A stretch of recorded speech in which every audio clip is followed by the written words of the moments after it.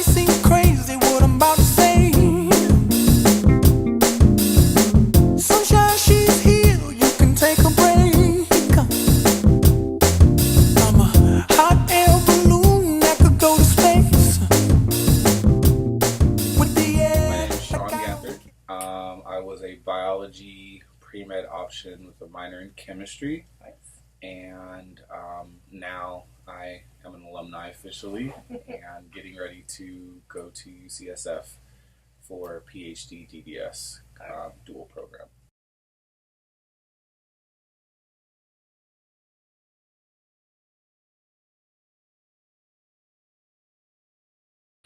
Um, I would say a lot of, I guess initially the first steps came from really understanding what it is that I wanted to do. And I feel like with a lot of students, we kind of just go through academia, not like almost as if we're kind of being pushed along, but not necessarily with like your own self-driven direction. Okay. So I did a lot of soul searching, and I feel like the only way that you can really figure out what you want to do is going to come from a couple proponents. One being your life experiences, the others being what you learn throughout your education, and then the others being you as a person and how those other two aspects fit in to your own personality or character sets. I did a lot of interning or a lot of shadowing experience, and I feel like that is honestly probably the best advice that I could give to anyone going into anything. For the most part, it doesn't matter if you're going into law, if you're going into medicine, if you're going into research, if you're going into dentistry. How do you ever know that you want to do what this person does every single day unless you sit and watch what they're doing?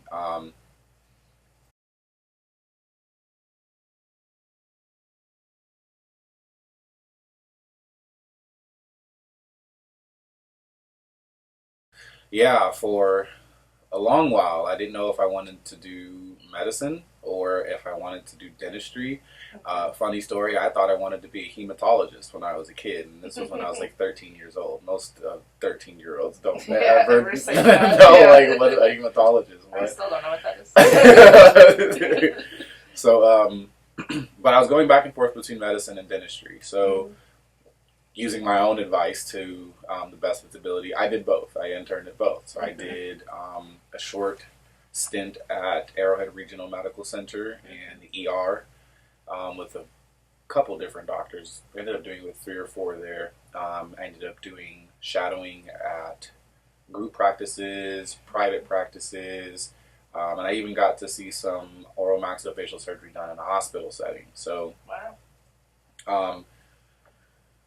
I was going through a long struggle of just trying to figure out what am I going to be the happiest doing, because I feel like if your passion is there to just want to help people, which is what you should be going into medicine for, not for the physical aspect.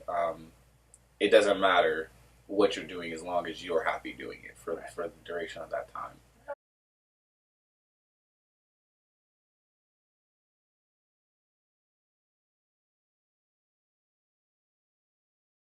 I was involved in a lot of extracurricular, probably more extracurricular than is healthy for any one person to do at a time. But at the same time, doing all of those extracurricular activities taught me a lot about just life, and then also inevitably was building me up in all of those different areas. So when it came to leadership, I was a pre-medical, pre-health conference director, or one of the executive members. I was involved in a fraternity, which probably would keep any one person busy in and of itself. Right. I was president of a biology club.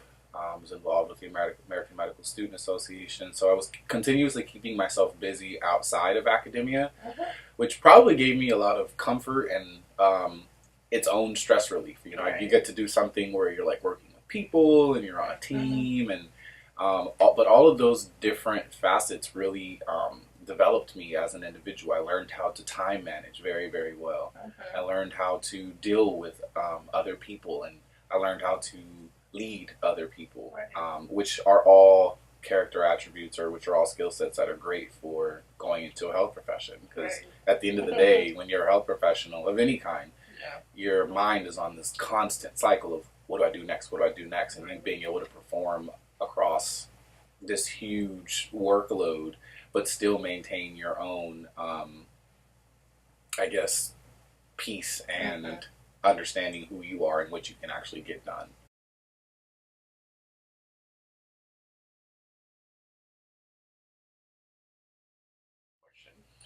I feel like when you're getting ready to go into one of these interviews, the immediate mindset to take on is like being this completely polished, refined, like almost scripted type of person. And it's great to do mock interviews. I'm not knocking that. But one of the best pieces of advice that I got was from you, ironically, and one of our faculty here on campus, Dr. Chow. And he flat out told me, be yourself as much as humanly possible. He says you'd be surprised that the majority of their job when they're interviewing you is to weed out how non-genuine you're actually being. Right, that's a huge part. And so that was exactly what I did. All of my interviews with every single faculty member at UCSF was a literal conversation. It was. I didn't feel like it. I don't even think you could declare them as being interviews. I remember there was one distinct moment where me and Dr. Ling, who I was expecting to be, after reading his research and hearing what he's done, I'm expecting him to be this like powerhouse, like what do you want? But instead, like I get the exact opposite. I get this guy who is completely like goofball status, like just super excited to meet me, and we ended up talking about like barbecue, and then somehow ended up talking about his food, and then us talking about how like difficult research can be, and the majority of our interview was just laughing, which was surprising. But that is the best piece of advice I can give to you is practice to an extent, but no amount of practice will ever be able to show you how to be you. And that's the best advice I can give you. Just be yourself.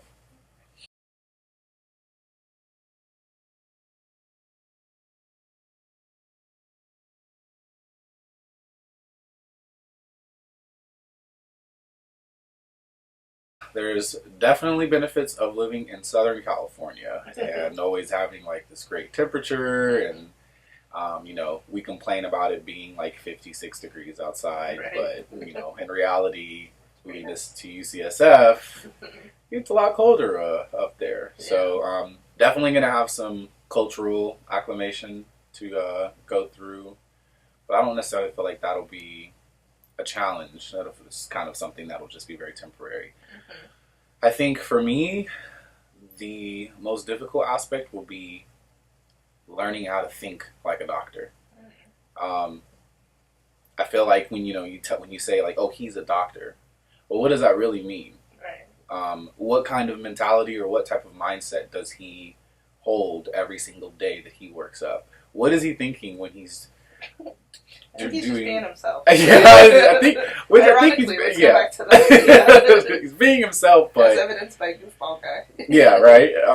But then being yourself can get you in trouble sometimes. So I feel like there's depends on who yourself is. For sure. I definitely feel like that'll be the most difficult part. I feel like as you're going through your education, and you go through the major steps. You go from high school to college. Yeah. What does that mean? What does that entail? That's the most difficult part. Is really just finding my way and understanding. Like, okay, I'm here.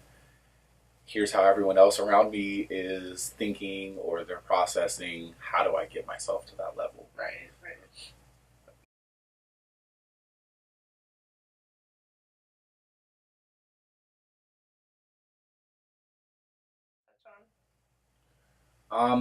I think I just have one or two things as general messages, and the first is coming to a Cal State in general, I think that there are definitely some stigmas that are heavy stigmas, heavy negative stigmas that are associated with coming to a school like this. And one of the main things that I can tell every single student is that it'll never be the college that's holding you back from getting where you need to be.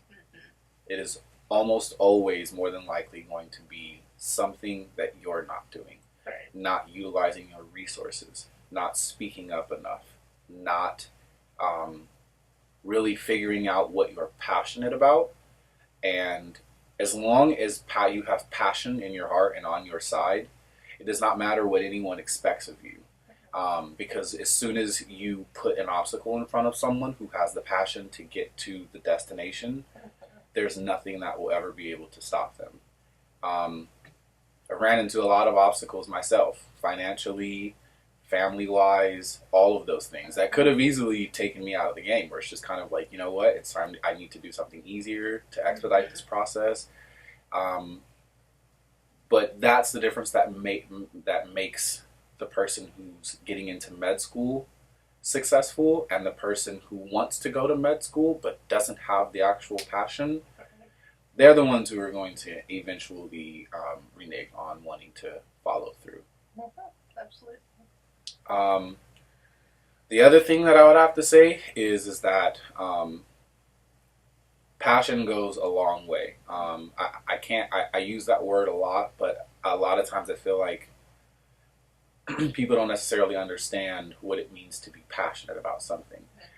To me, being passionate about something, it's literally, I can feel it internally in my chest, in my heart. When I talk about science or when I talk about my research topics, you can literally see this light bulb turn on in my face where it's just kind of like, this guy is serious. As long as you have a burning desire to want to get from point A to point B, I'm a true believer that there really, I don't think there's any life force that can stop you from being able to get there. And also, just utilize your resources as much as possible. I've had great help throughout this entire process. And a lot of times I feel like when you're trying to go to school to be a doctor of some kind or a Ph.D., you just have this like lion mentality, like I have to do it on my own, I have to be the smartest, I have to be the best at everything that I'm doing, and that's definitely not the case. It's the person who takes the time to make sure that they're covering all facets of this process as efficiently as possible versus the person who probably has a mentality that they're just a powerhouse, they don't need anyone to be able to do it. They may end up finding, I won't say faltering, but finding more difficulty in their path than they actually needed. They're not seeking out help. My name is Sean Ganther. I am currently a DDS Ph.D. student with hopes of eventually becoming a oral and maxillofacial surgeon. Know what happiness is to you, 'cause I'm